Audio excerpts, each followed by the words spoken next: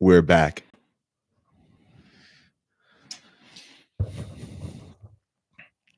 Dum, doo, doo, doo, doo, doo, dum, doo, doo, doo, doo, doo, doo, dum. Cold in this room, isn't it?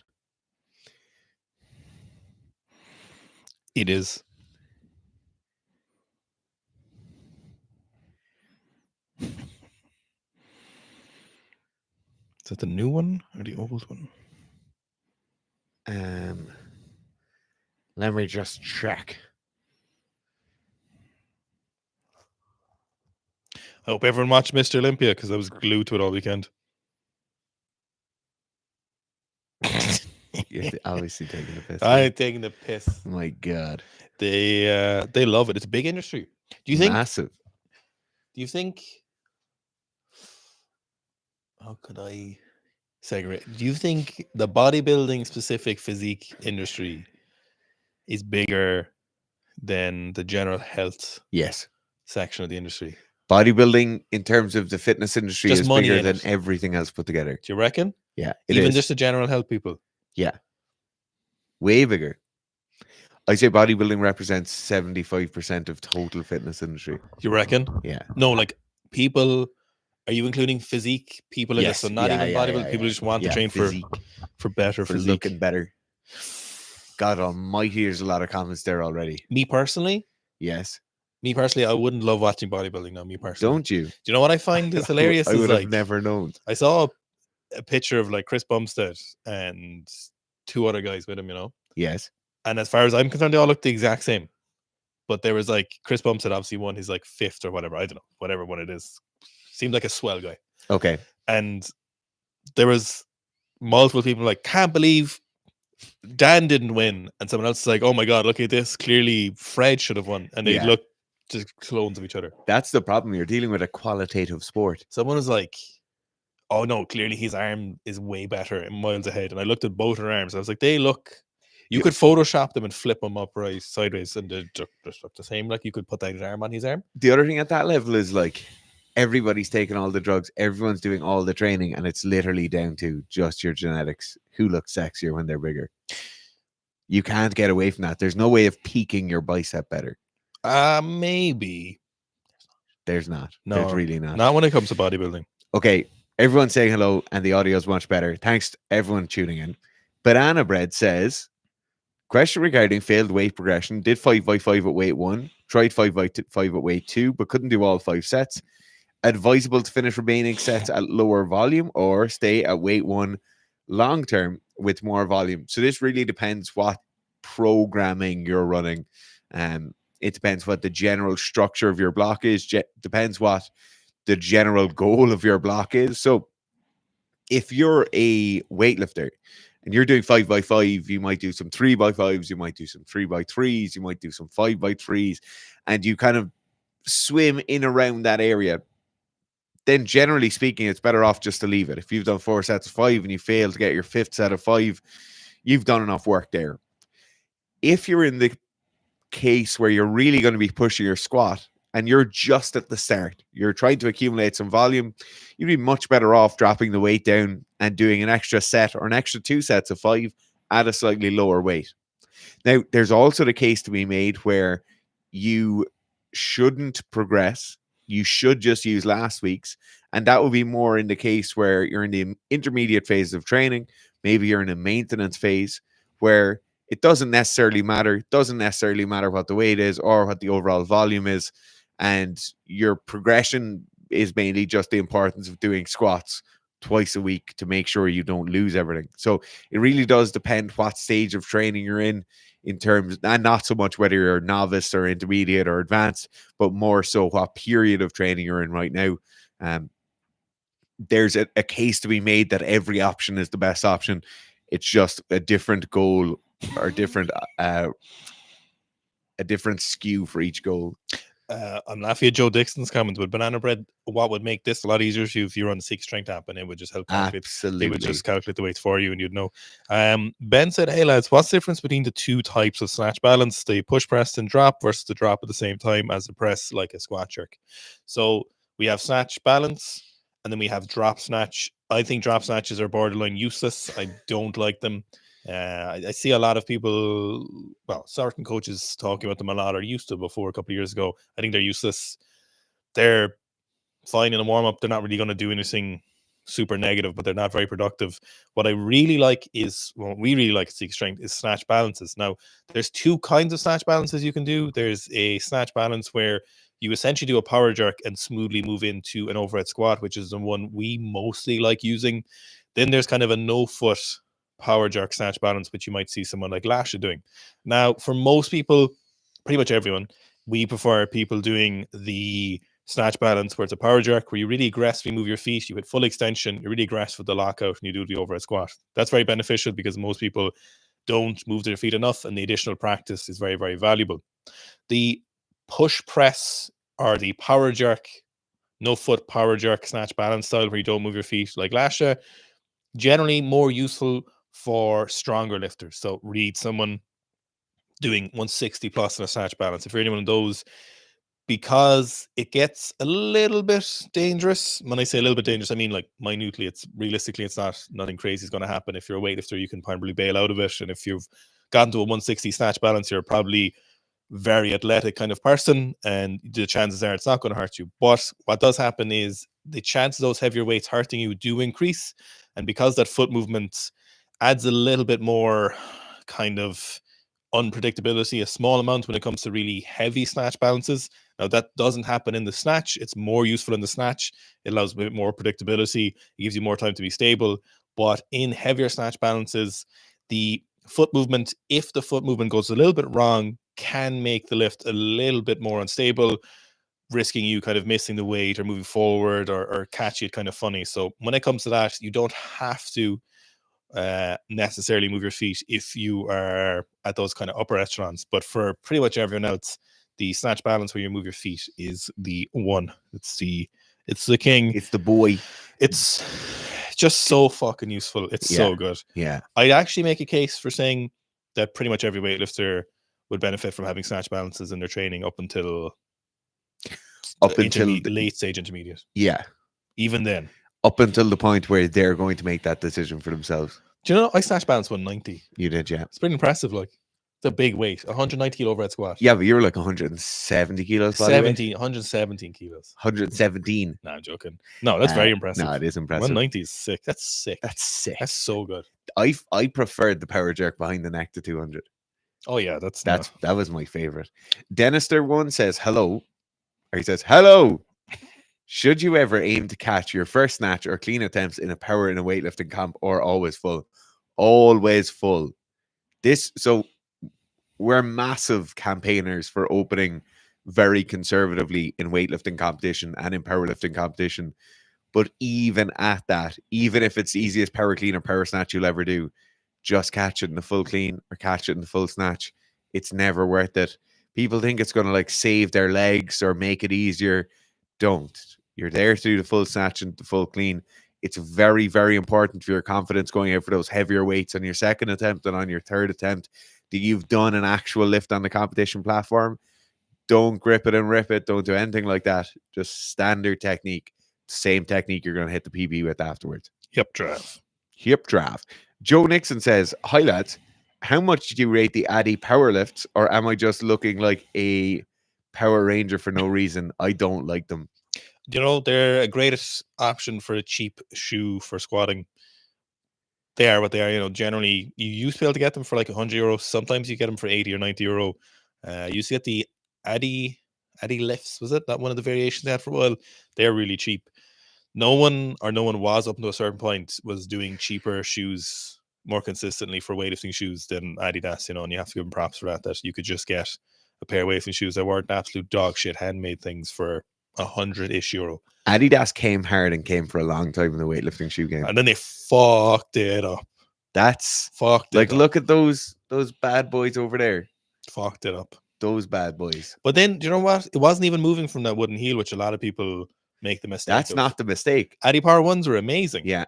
If the Addy Power ones had a little bit more heel height, yeah, and a little bit of a stiffer sole, or if they just didn't break.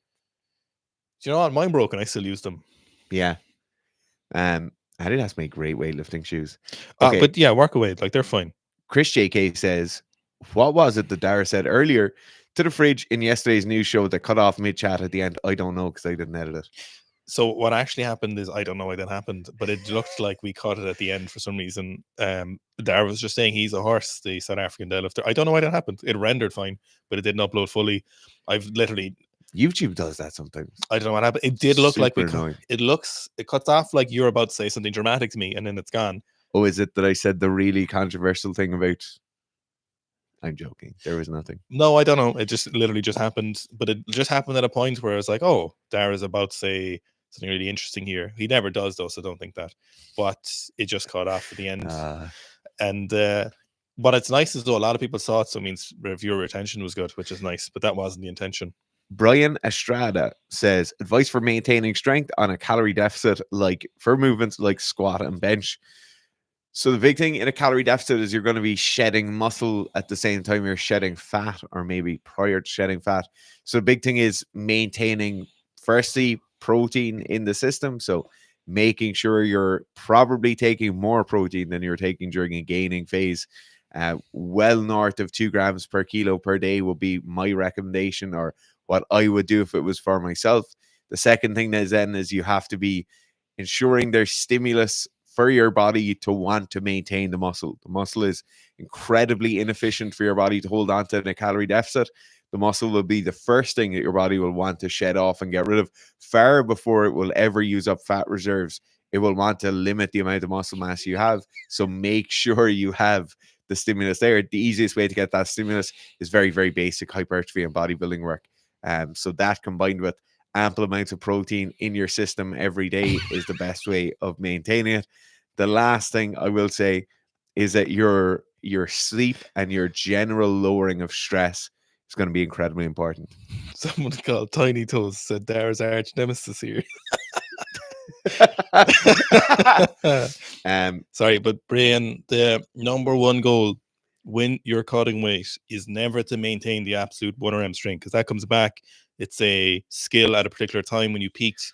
Your main goal is you're not going to lose that neurological adaptation. The main thing you're going to lose, like Dara talked about, is muscle mass, and maintaining as much muscle mass and doing whatever it is in your training that needs and allows you to maintain muscle mass, dietary wise or training wise, is the most important thing when you're cutting weight. It just gets funnier every time I read Tristan Cole says, do you like heavy sled pushes for scrum work? No. No? No. How come? Because it's in no way similar. Yes, you just think it's no use. Yeah. So the thing with scrummaging is scrummaging primarily is not a continued leg drive for 20 to 30 seconds, which is what a sled push is. There's things that make you better at scrummaging are a lot of scrummaging, ideally live scrummaging, then scrummaging on a machine. You can even do personal, like individual scrummaging on a machine that can be really useful. And then your own strength and power numbers. So scrummaging is about being able to maintain a position, ensuring firstly that position is correct and that you're using the correct technique you need in those positions. Then being able to apply as much force as quickly as possible, so as much power in that position. So scrummaging really isn't about this like big long leg drive thing. You might take 2 to 3 steps in a big scrum if you're in the tight 5.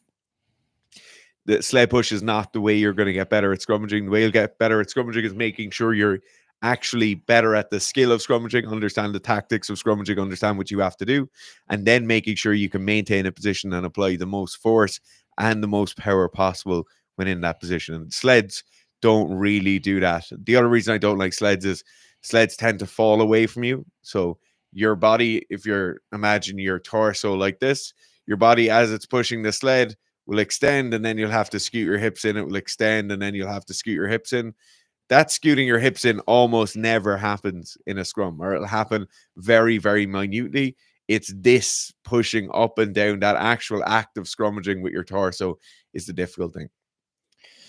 Aske Valjorn Carlson said, is retroverted hips good or bad for high bar squats? So the funny thing about our retroverted hips, or whatever you call them, retrograde, it depends on hips that don't like going to parties. Hips, hey, is that they're way less common than some people think they are. What a lot of times is the issue is people just lack the adequate range of motion in their hips that they just haven't used in a while. Retroverted hips are that kind of less ideal hip socket style for squatting, is something that is super rare. I think we've ever only seen one person ever that we've kind of interacted in terms of coaching where we've actually been like, oh, it looks like you do have the hips. And it does pose some problems, but in general, it's bad. Usually what happens with these people's hips is they tend towards a lot of internal rotation in the bottom of the squat and maintaining, they tend towards internal rotation. You have a lot of external rotation of their hip and then getting to the bottom of the squat without their lower back entering a lot of flexion sometimes seems to cause an issue. Again, that seems to depend on the person though, but it does seem to cause an issue at times. So what do you do about it? Good squatting mechanics, super prudent with it. Monitoring depth as you're squatting, so making sure that as you're getting to the bottom of the squat, you are in amount of flexion that you feel is appropriate or is not causing a load of issue for you. You can work on your internal rotation. You can try and improve it if you actually have the retroverted hips. A lot of times people just have poor amounts of internal rotation when it comes to this, and they're like, oh, I've got my hips squats, I can't do it. And then they do 4 weeks of some very meaningful hip mobility stuff, and suddenly a month later their squat has improved massively. And it wasn't that they had any hardware issue, is there some of the soft tissue was just a little bit less ideal and they were able to improve it. It's not as common as sometimes people think it is. Now, if you have it, you just have to be super diligent with it. But a lot of the time, it is just poor mobility in the hip, and it's not actually fucked up hip sockets. Yeah, I think I've met one person ever who's had it. Yeah. Hey Miles says, hey guys, for the weightlifting block on the app, would it be all right to do some strength work in the morning and the snatch and clean and jerk work in the evening? You can certainly do that, yeah, if you have a lot of time. So I know for a lot of people who might be in university and stuff like that, it suits them to break up their sessions. They enjoy training twice a day. Maybe they have the recovery capital to be able to go and do that. Absolutely go and do it if you want to do it. What I would say though is a lot of the time when people go to that kind of 2-a-day frequency or do a few 2-a-days a week, a lot of the time they think they're going to double their total training volume. And in fact, the correct way of doing it is do the exact same amount of training volume, maybe a tiny bit more, but just spread it over 2 sessions.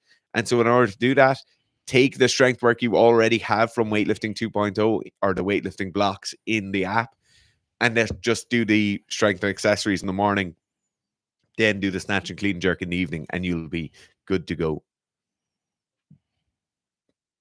So Tiny Toes says, Dara's arch nemesis here, should my foot placement be the same on the cleans as the jerks? I go wider with toes pointed forward on snatches compared to feet closer. I wonder, does he mean cleans as the snatches? No, I think he knows what you mean. So you said he's toes pointed forward on snatches compared to feet closer, toes pointed out on cleans. So generally in the clean stance, we need to be closer. In the snatch stance, our feet are generally wider than our clean. They really shouldn't be the same thing, because if they're the same thing, it means you're probably too narrow for your snatch, or it means you're too wide for your clean. So I actually prefer if toes are slightly pointed out for the snatch. Toes straight forward usually isn't great because people have a hard enough time getting their knees back out of the way in the snatch. And having your toes straight forward means those knees will be further forward in general, and that distance it needs to travel is a little bit harder. So it presents a larger obstacle for you to get your knees out of the way. Whereas if we slightly turn our knees out, slightly turn our toes out, the knees are slightly externally rotated, but we don't really want to be focusing on knees out. We still want to be focusing on knees back. But for less knees back, more knees are out the way, essentially, when our toes are turned out slightly. So we're not looking at a large amount of turnout, 45 degrees or less of toe straight forward, and we're making a right angle from that toe straight forward position. We're just inside our maximum 45 degrees turned out, but preferably inside. Usually 45 is generally a little bit too much. In the clean, toes straight forward is okay, because it's slightly easier because your hip angle should be higher. So it's a little bit easier for your knees to get out the way. Usually you'll start with a more vertical shin angle in the clean, but even sometimes it kind of depends, where I wouldn't always put a hard rule on it for the clean, where toes forward or toes out can be okay. But in general, snatch pulling stance should be wider than your clean pulling stance. Okay, Dr. Demographic says, hi lads, any tips for playing rugby matches at 8 p.m. in terms of carbs and caffeine and still getting relatively okay sleep? And post-match meal is as well eating. Oh, and post-match meal as well, eating a big meal at 10:45 is pretty grim. So this is one of those it's just shit situations all the way around. One advantage of those a lot of time is it's like a Friday night lights or a Saturday night game. And so it's a bit easier. You can get a bit more rest the next morning if you're not working. But there's a couple of things you definitely want to watch out for. The first thing is just due to central nervous system fatigue and kind of generally heightened stress levels, your sleep is going to be crap anyway, aside from any amount of stimulant use or any amount of kind of post carbs insulin spike. So that's the first thing you just kind of have to buck up and take it. There's people trying to take your head off at 10:30 at night, and your body is always going to be stressed, and your sleep will always be impacted because of that. What I would say is you generally have to skew the meals you eat in the day around a fair bit. So if this is going to be a regular thing, I'd say having like an earlier dinner tends to be a lot more useful. And I'd mean by like 1 or 2 p.m., you're having a large meal. Then you have a lunch sized meal, probably around 5 or 6 p.m. Then you might have some like pre warm up stuff at around 6:37, depending on how you kind of pre-fuel before the game. But definitely eating larger meals earlier in the day can help with that. You might have to skew breakfast a small bit, so breakfast might be a bit smaller because of that. I'd certainly stay away from all coffee and stimulants early on in the day. If you do use pre-workouts or do use some stimulants, I just keep them around the match and just understand that your sleep is going to be negatively affected because of it. In terms of what you do afterwards, try and use that insulin spike as best you can to get to sleep. So if you're directly after the game, if you come in and you slam 500 mils of Lucozade Sport, so big bolus of glucose, and then you take some jellies, and then you have a post-match meal, a lot of the time you're spiking that insulin a small bit too early. And then by the time you get home, that insulin spike is kind of gone. Any carb tiredness is probably gone as well. And now you just have a big amount of energy waiting inside you to be used. So what I prefer athletes do is after the game, hydrate really well. Make sure you cool down, probably put a lot more emphasis on your cool down than you usually would, particularly with weekend games. We tend to kind of just naff off the cool down show. Don't pay too much attention. Maybe you walk around a bit after the game, maybe you stretch a bit, probably spend a bit more time in the shower. But particularly with these late night games, you really want to focus on your cool down and slowly bringing down your core body temp and slowly bringing down your heart rate and blood pressure. So really focus on that. Kind of 20 minutes of cool down is definitely not too much at that point. So cool down really effectively, hydrate really well. If you have a post-match meal, stick to your proteins and keep it pretty lean. Then when you get home, something like Cocoa Pops or some really easily digestible cereal can be a great way of slamming a load of that. Go into bed. Just say Cocoa Pops. Cocoa Pops. One thing you can do supplement wise is L-theanine. So L-theanine seems to be quite useful to slightly mitigate the effects of sleep disruption from caffeine. So sometimes people don't like L-theanine because some people, maybe this could be anecdotal evidence, get a little bit anxious from it. Most people don't. That's the problem with some of these things, is that anecdotal evidence is, if you're the kind of person who is prone to anxiety, you may start thinking everything's giving you anxiety. So it is, there's no evidence that it does do that. But I would try a little L-theanine, maybe 200 milligrams or something like that after the training session as well, with the kind of the meal you're having, and it might be worthwhile. One thing, just to interrupt the live stream, is we're actually making the next kind of block of squat series where we dissected people's squats. So if there's people you want us to look at their squat or maybe their deadlift, just throw them in the comments there while there's people active, while there's people chatting. Tom Miller, our resident bonsai tree and horse expert, says, I've enlisted the help of a dietitian who's a former peer of yours in UL. 100 kilos, here I come. I wonder who that is. I wonder, is that the former peer of mine in UL who you're looking at the gym with? It's definitely not my peer.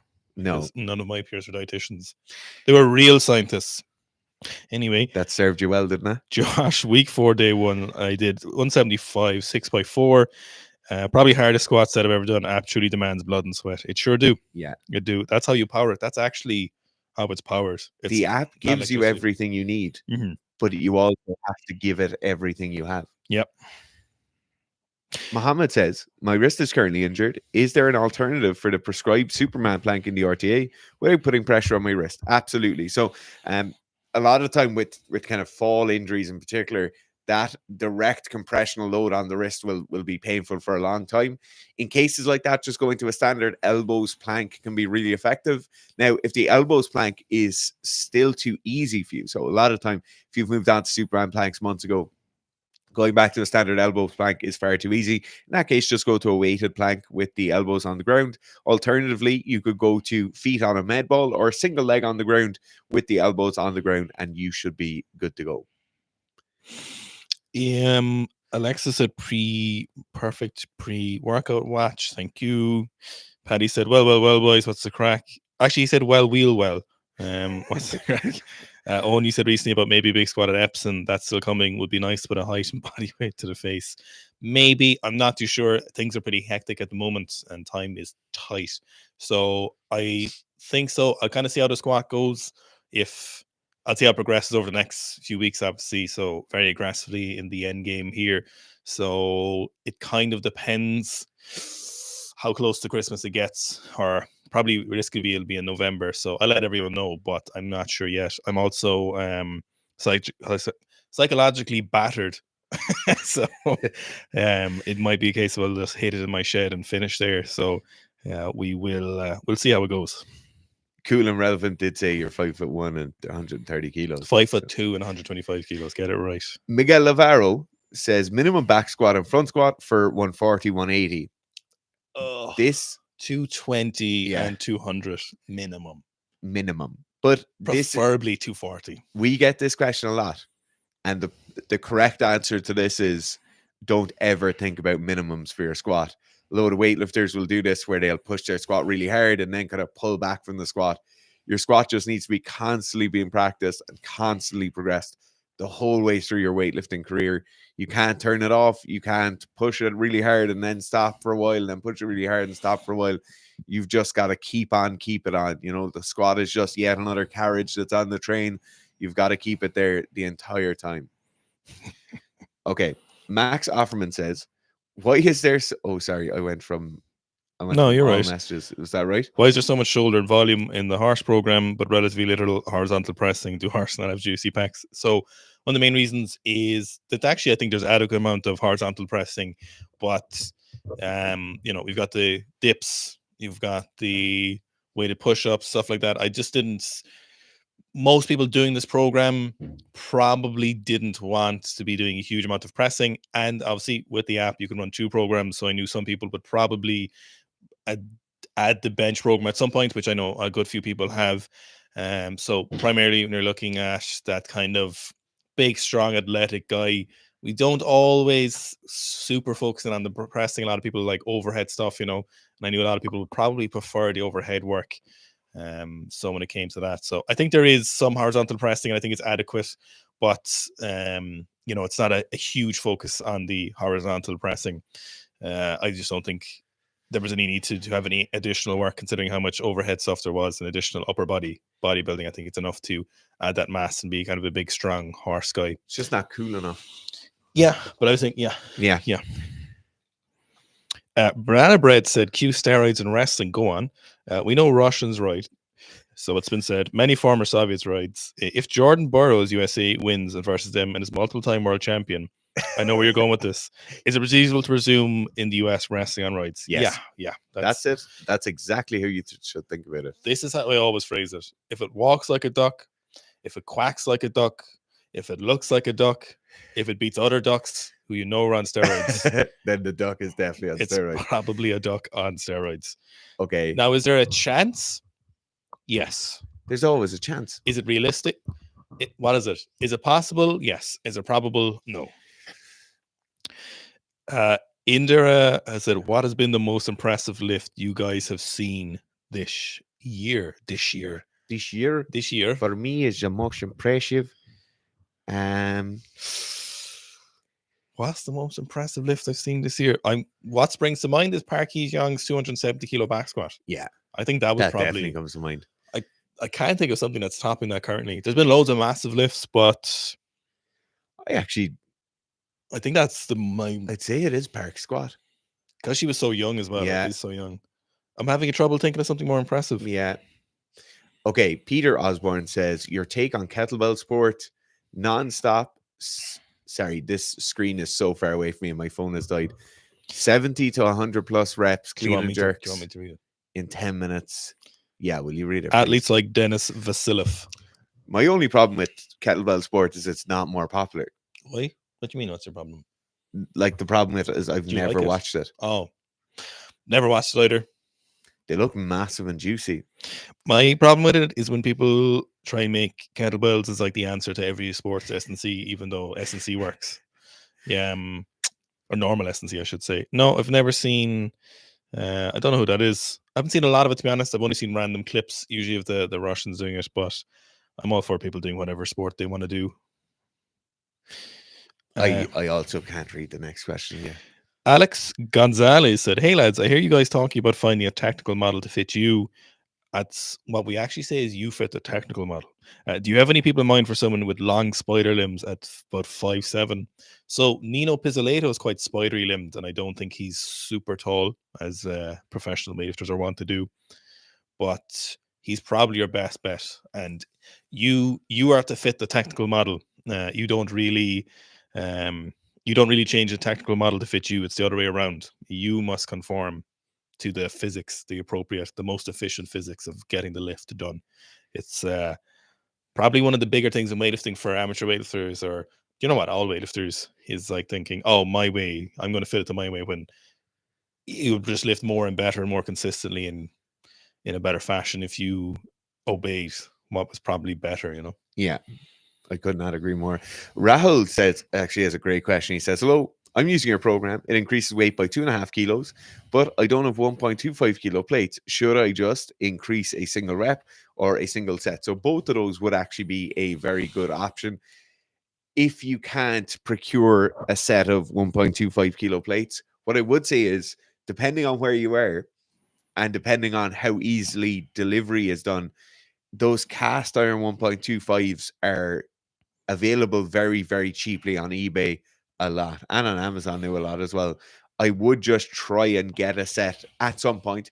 But for the time being, if you're supposed to do 5x5 at 57.5 and you can only load 55, I just do 6x5 or 5x6. That'll be very, very effective. The next time then there's a weight increase, that'll be going obviously up to 60, and that will make it an even jump for you. But yeah, I'd have a look out. A lot of the time people wait because they want kind of a matching set of plates, or they want plates that are going to be like the same as the other plates they have in the gym. For the fractional stuff, you definitely don't need name brand. You definitely don't need rubber coated. You need the cheapest set of fractionals you can possibly get. Even those kind of super fractionals or hyper fractionals where you can get half kilo plates or 1 kilo plates can be really, really useful. Depending if you're running like very strict progressions on kind of minute lifts like the strict press and stuff, they can be really, really useful. Not That Strong says, best way to build up tolerance for lactic acid buildup. So I was once living in a place where we had a swimming pool, or I was working there, and they had the swimming pool for guests, and there was a Foreign Legion guy who used to train there, and he used to max push-ups until, this is not how you train it, by the way. He used to max push-ups until failure at the side of the swimming pool, then do the max amount of reps underwater. So like the amount of lengths he could do underwater. You just get out of the pool again, do the max amount of push-ups he could do till failure, get in the pool, max amount of lengths underwater. And his reason for doing this was to build up his lactic threshold, because he felt more of a burn. Now, things like that, where you limit the amount of oxygen getting to the cells, you become anaerobic, and then you're really forcing your body to be producing as much lactic acid as possible. can shift the needle on that. Is it the most effective way? No. So an awful lot of the time, what you're doing there is you're really damaging specific muscle groups. Those muscle groups are then fatigued and damaged and have those micro tears for a long time. You'll have DOMs, and it will affect your sports performance. Now, if you're someone like that and you're just in endurance sport, you're just worried about that lactic threshold, that doesn't matter. You can do that as much as you want. But if you're someone like a field sports athlete or a weightlifter or anything, if you're doing any sport, that's obviously not that acceptable.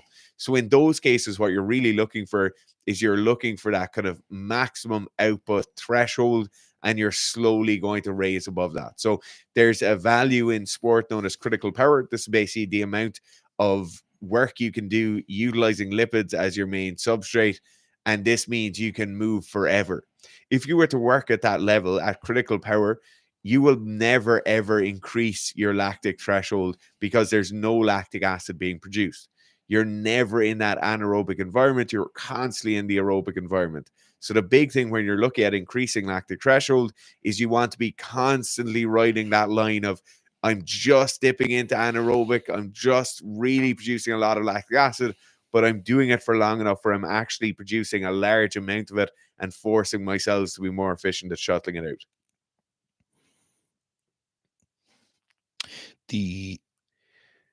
Why after you empty a cup of water is there still water in the cup? Because you're an optimist, Alton.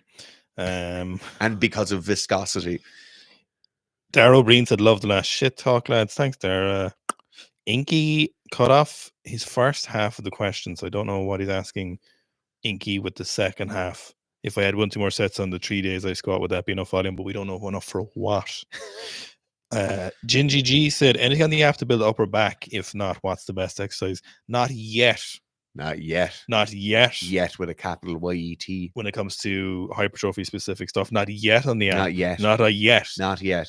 So best exercise, weighted chin-ups and barbell rows. Yeah, I love supinated grip barbell rows. Seal rows, I love. Oh, yeah. Incline, 45-degree incline. Oh, stop it. Seal rows. Yeah, big heavy dumbbells. What time do you have to go? Another few minutes. Okay.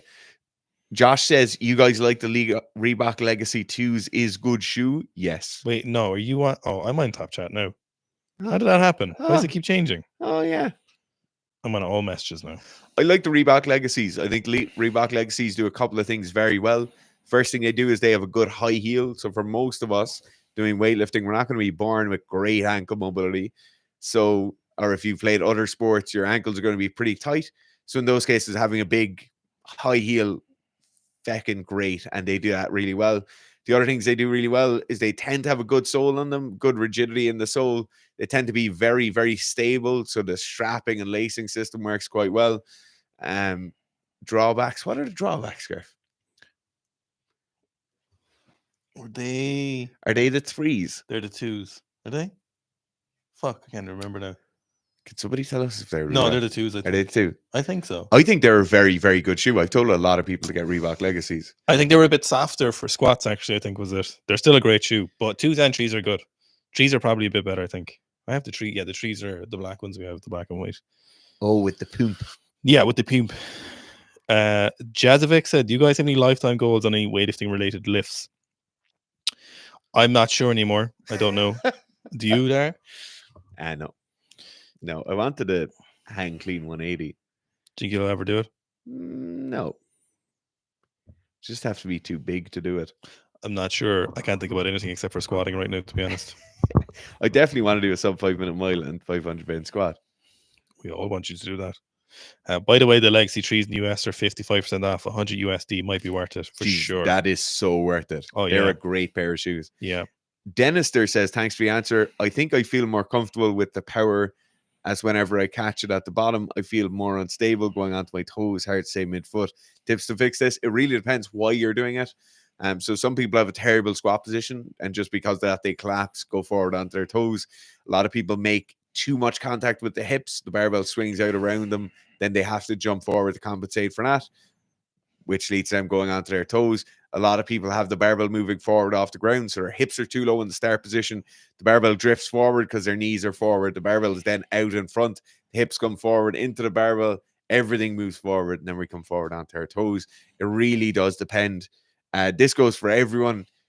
if you're on a Seeka training program or you're on the Seeka Strength app, you get to submit videos once or twice a week, usually. Submit videos into the coaching live stream. Me and Owen look at them. We go through, give you live video feedback on your lifts. So if anyone's looking for that, that's how you get it. Niall Barrington says, I presume the answer to this is no, but I'll ask it anyway. Is there any way to run the RTA while only able to commit to 1 day a week for strength training? You can do it. Yeah, you could do it. We've had a fair few people actually run that. I'm unaware as of yet of somebody doing it with the RTA 2.0, but I guarantee you people are doing it. We've had a fair few people do it on the first squat program. You can do it. You just need to make sure you're intelligent with it. What are your top exercises for general strength and athleticism? Squat. Back squats, cleans, maybe power cleans, barbell rows, And weighted chin-ups, jumping, lots of sprinting, steroids, D-ball. Josh said, I pissed off my buddy from Ireland and he sent me a package to make it up to me. I can hear it ticking. You think I should open it? Oh, yeah. Yeah, that's grand. Yeah. He just got you a cake and left the timer in it. Dara O'Brien Art. I actually think I met Dara last week. O'Brien or O'Brien? O'Brien, I'd say. For Strongman Irish Nationals in February, I plan on gaining 7 to 8 kilos. Currently, I'm 89 kilos and 6'3". Oh, yeah, you could definitely do it going up. Do you think a higher percentage of body fat will increase my deadlift 1RM? No. More contractile tissue will increase deadlift 1RM, but also more body mass will increase your deadlift 1RM. So make sure when you're going up, you stay as lean as you can physically be. Obviously, if you're 6'3" and you want to do strongman, you've a lot of room left to fill out there. So don't be worried about putting on a small amount of fat, but you really want to stay as lean as possible while gaining muscle as effectively as possible. Let's just talk about the reviews. Kieran said, a man in my gym in Longford pulled 400 kilos. How many people in Ireland could do this? You know what? I actually bet there's more than you'd ever imagine. Pow Dwyer, I think, can pull 400 more, can't he? Yeah. And I'm sure there must be someone in abs doing it. I bet there's a few people in abs. I would hazard a guess at there being around 10 people in Ireland. I don't think there's 10. I'm going to say 5. 5? I'd say 5 maximum. That kind of thing of 400 kilo deadlifts, if that was 5 years ago and someone asked me that, I was like, nobody. Yeah, I'm almost certain Pow Dwyer can. Yeah. Pavel said, hi lads, while doing the deadlift program, is it enough to back squat once a week and front squat once a week to maintain squat strength? Yes, absolutely. Yeah, for sure. Especially as a weightlifter. So you've got 2 squatting movements there, 2 heavy barbell squatting movements. So that's perfect. Stu Kelsel says the hips don't lie. He's dead right. Josh says, you think Shakira had retroverted? Oh, hips don't lie. Yeah.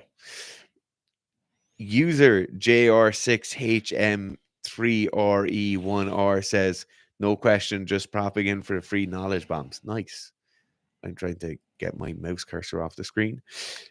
Pavel says, also, what do you think is the reason for doing strength work in the morning and technique work in the evening? The Romanian system is also like that. And wouldn't the strength work fatigue you for the heavy clean and jerk and snatch? So a lot of the reason for that is, in my opinion, there's 2 main reasons. The first reason is just general freshness in the morning. So in the morning, we tend to see lower vertical jump numbers, lower isometric mid-thigh pull numbers. We're just generally not primed for movement that well in the morning.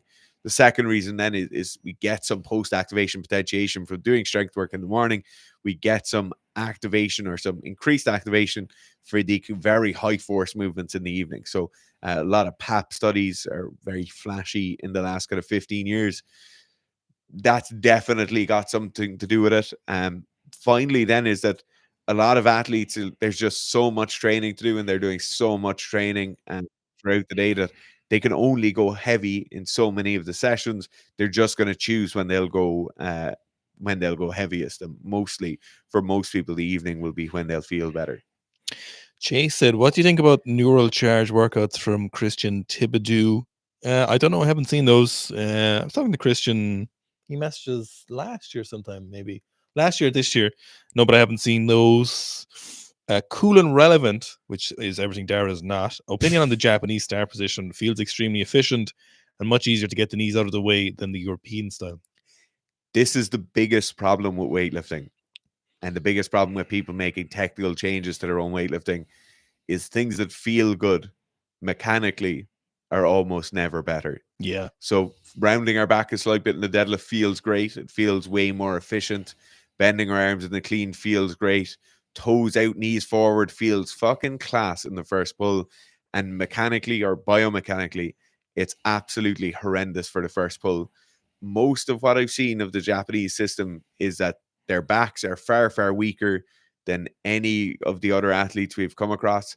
Their back development tends to be very poor, and their quad development seems to be ahead of everybody else's.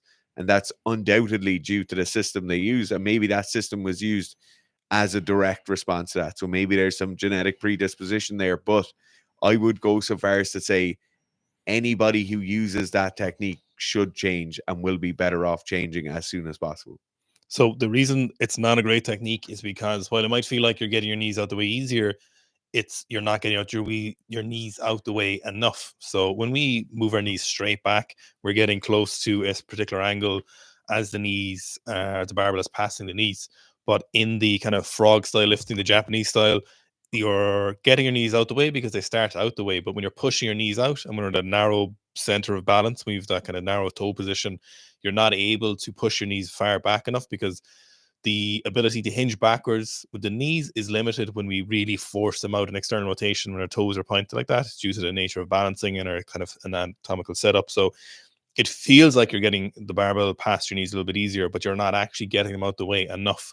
So it feels easier, but the harder way getting your knees back in the snatch with the more traditional, or the correct, I would dare even say, in the normal technical model is the better fashion for sure. And I would say that very confidently. You know, if you look at any world record set with us, realistically, I think the Vietnamese Tim, was it Quack? Tim, I think of him. He was really tall, 56. I think he set one world record like that. But in general, but you can see he was super aggressive with changing his back angle. So his back angle tipped like this very aggressively because he was sweeping the barbell so aggressively back to get his knees further back, like the usual technical model. Go on, say correct technical model The again. correct. Ads will run shortly for some viewers. Oh, God. Oh, my God. Oh, no. Silent Viking says, what would be the most optimal way to become extraordinarily proficient in staying upright while squatting at high relative intensity, 85% plus, of our Leichtang 2s, average length torso and femurs? So there's a couple of things. The first thing is just smash your ankles, ideally get longer Achilles tendons. So more forward knee travel will allow your hips to stay over your heels more easily. That's the big kind of battle you're battling against all the time, is that if you want to be upright, you must keep your hips underneath your shoulders. And in order to do that, all that hinging must basically just be your knees moving out of the way and the hips staying in the same position. So assuming you have femurs the same length as your tibia, then ankle mobility is going to be the number one thing you can do for that. The next thing you should probably look at is some sort of direct leg strength work. So quad strength tends to be a big thing that leaves people down. This is the same reason you'll see people's knees shooting back immediately as they stand up out of the bottom position. This is a biasing of the kind of direct effort that's going in right now from the quads onto the back instead. Paddy O'Toole says, hi lads, long time watcher here. How useful are ollie lifts for GA players, more so hurling? Are your rugby programs applicable to hurlers? So firstly, definitely the rugby program, the rugby in-season program particularly works very, very well for hurling and Gaelic football. In terms of the Olympic lifts work great. There are a few shortcomings. Generally speaking, and this is a big generality, generally speaking, GA athletes are on the weaker side of the spectrum and need to do far more strength training than most other athletes. They're kind of in the same camp as soccer in Ireland. They tend to be, in terms of their strength training, underdeveloped, and in terms of their speed and skill training, appropriately developed. So in that case, they'd be far better off with basic strength training movements, like many of the GA players, even at senior level or intermediate level, who we'd see would still be far, far remedial. Like they'd be at the level of a 14-year-old or 15-year-old rugby player in terms of their S&C knowledge and their general relative strength. So in those cases, the Olympic lifts aren't too applicable because they don't have the basis and strength that they probably like. There's more effective ways of training them. For many of those, just squats, pulls, presses, and rows are where they start off with.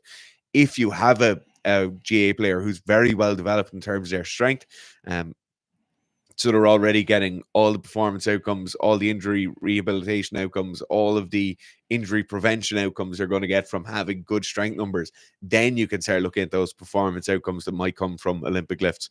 But generally speaking, there tends to be more low-hanging fruit for the GA athletes. B. Halls says, keep up the great... I just realized I was breathing really loudly into the mic there. You were. I was like... V. Hall says, keep up the great work. Loving the shit talk. Thanks. Tristan Cole says, will the horse program ever be available by itself or only on the app? Only on the app. So every new program that comes out now is only going to be on the app forever. Kiss Skogsholm says, I haven't played rugby in a few years since college. I want to get back to playing. Advice for balancing strength training and regaining conditioning and preparing to take hits and impacts again. So you have two areas of preparation you need to think about in terms of your physical preparation for returning to play in terms of your prevention of injury. So rugby has massive time lost due to injury at all levels every single year. So you're looking at overuse or general training injuries, which will come from returning to play. And these are as simple and as minute as blisters in your boots, all the way through to ACL tears due to lack of agility while under fatigue, or it could be something like tearing hamstrings, tearing quads, tearing bicep tendons, because the muscle and tendon unit isn't quite prepared for the level of force you're going to put through it. Then there's a second area of injury prevention that will come from your S&C work, and that's the ability to take the hits and the ability to give the hits without having some sort of structural breakdown, whether that's an AC joint going, whether that's wrist breaking or forearm breaking or something along those lines. The balance is going to be quite difficult. It really depends where you're at right now, and it's hard to give an answer without knowing that. Because you could be in very good physical condition right now, quite strong, quite fit, quite fast, quite powerful. In that case, you can go to kind of looking at the performance outcomes now, or maybe even before you get to the performance outcomes, start looking for deficits right now. If you're not in great shape, and if you maybe have been doing some other kind of training for a few years, then you can't really go looking for deficits because everything is probably a deficit. You probably just have to get into general training straight away.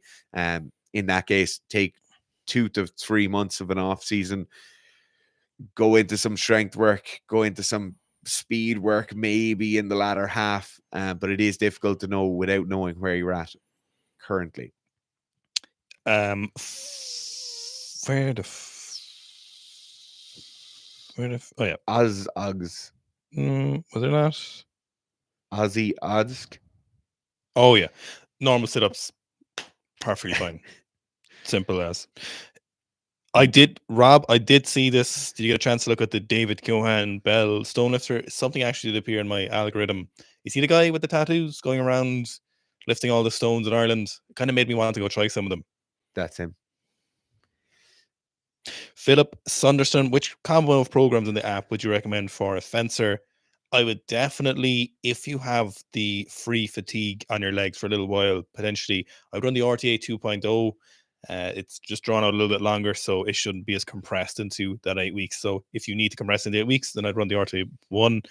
And I'd probably looking at something like, I'd want to say the Power Clean program, I think would be very useful. Any amount of explosiveness for fencers is very, very useful, but also leg strength. So change of direction is basically fencing. From what I gather, it's highly specific skill work and change of direction, COD. And one of the best ways of getting better change of direction is being stronger. So if you think about it, when you're changing direction, you're applying force in the opposing direction to stop yourself and go back the opposite direction.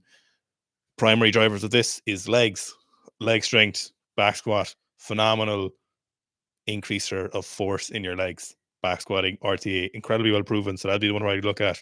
And then the power clean, I think, would be, you know, if you can cover plyometrics. It's all good. Are we still on? So if you can add some plyometric potentially, we're going to be adding a plyometric program, a jumping program to the app soon. But in the meantime, some additional plyometric work on top of power clean and back squat, I think you'd be doing great. Then some upper back stuff, some postural stuff for fencing, I think be very useful. Rowing, 45-degree back extensions, a lot of core work, be very valuable. Probably a bit of shoulder health too, I'd imagine. And yeah, I think that would cover a lot of it. Kyo Lowe says, I still can't get the image of Clarence and Toshiki holding hands on the beach out of my head. Stop meant to come out of your head. It's meant to be stuck in there. Peter Osborne says, look up Dennis for sure. He's legit Russian world champion. Kylo says, will sauna stroke cold plunge actually impact recovery? If so, what kind of times and temperatures are best? Or is it bollocks? They'll have an impact on recovery. Will that impact be positive or negative? It really depends what studies you look at. Will that impact be noticeable to you? It really depends what studies you look at. And most importantly, will that impact be directed at your feelings of fatigue and feelings of soreness, and the importance of those feelings of fatigue and feelings of soreness? So there's a few different variables you have to look at. And the feelings of soreness one is really important, because a lot of things you do will make you feel less fatigue and make you feel less sore, but might necessarily not actually have a physiological change on how much you've recovered. In my opinion, if you're a full-time athlete, like if you're a CrossFitter, there's probably some value in doing some of that. If you're a full-time athlete and you have a lot of games or matches or whatever coming up, there's probably some value in doing it. For the recreational athlete, there's very little value in it. Like for most of us, if we're in the gym and then you go and do something that will directly limit inflammation, like a cold plunge directly afterwards, have you stunted some sort of hypertrophy adaptation? Probably. Will it be enough to ever notice? Probably not. Will it be enough to ever notice to change positively for your recovery? Probably not. Most things that work for increasing recovery are banned, and they're banned for that reason. Okay, we have to pick one or two. Perfect. So KSB says, is I knew you'd pick that pre-game one. lift a thing for rugby, or would it serve as potentiation? Rugby in this case, like 2 or 3 hours before or before training, definitely do not do this. Certain sports you can do this in. Some throwers do it. Some track athletes do it. Anything that adds increased fatigue before you go into a full contact situation is a terrible, terrible idea. You should never, ever do it. I know some basketballers who used to do it. I think it's one of the dumbest things you could do, or you could possibly think of doing, because of the amount of musculoskeletal injuries they have on a regular basis. And many of those injuries are due to fatigue. So ankles and knees are one of the most common things in basketball. Incidents of ankle breaks in the latter halves of games are obviously way higher because they're obviously more fatigued, and doing lifting beforehand would obviously make that worse. So in most sports where you have the chance of injuries occurring, I would say no. In some sports, is there an application? Maybe yes, but rugby is definitely not one of those. Oh, Shogun said, in light of your recent podcast with Alex Geekel, a couple of questions. Has your opinion on whether creatine is useful for weightlifting changed? No, still useful. Probably what's changed is the amount I would probably take, and when you're taking it, more seems to be no reason kind of not to. Also, when you think it might be useful for a natural athlete to do some of the things he mentioned in attempt to optimize the results, it really depends on your resources, your desire to improve, your risk aversion, your ability to source some of these gray area, non-WADA banned substances. It all really depends on that. Are you trying to get to the Olympics and you're getting tested a lot? You're recreational weightlifter. It really depends on a lot of different variables, and it's kind of entirely up to you on some of those. Obviously stuff like the selenium, additional choline supplementation, highly recommended. Extra creatine, intra-workout, some glucose. That's all completely fine. But stuff like the DADA, for example,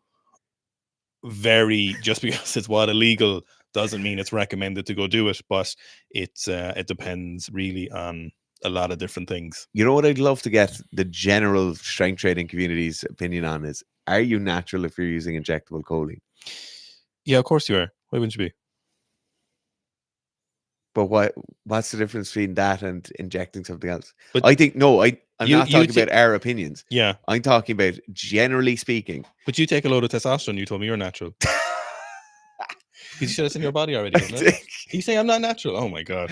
But I think generally speaking, there's a line there that comes for people, even if they were injecting ATP Mhm. into the muscle, there's definitely a line that comes to people where it doesn't matter if it's sub-Q or intramuscular or whatever, anything injectable is now not natural, Yes. which is crazy because it's just a delivery method. Yeah, that the What do ADA you think? the ADA stuff is very interesting. Yeah, that sounds crazy. Yeah, so last one for me. Thomas is saying, loving the app, great job. Small suggestion, a counter to go along with the timer since I'm capable of keeping track of which set I'm on. Definitely to add that. That's actually a great suggestion. That's a great idea, yeah. Yeah, in the tools section of the app. Okay, guys, thanks very much. We'll talk to you all again very, very soon. As always, if there's urgent things that need our attention, get us on the contact form via the app. So go into your app, top right-hand corner, you'll see a little picture of a person. You click on that, down the bottom, you see contact form, or else seekerstrength@gmail.com for those of you who haven't signed up yet.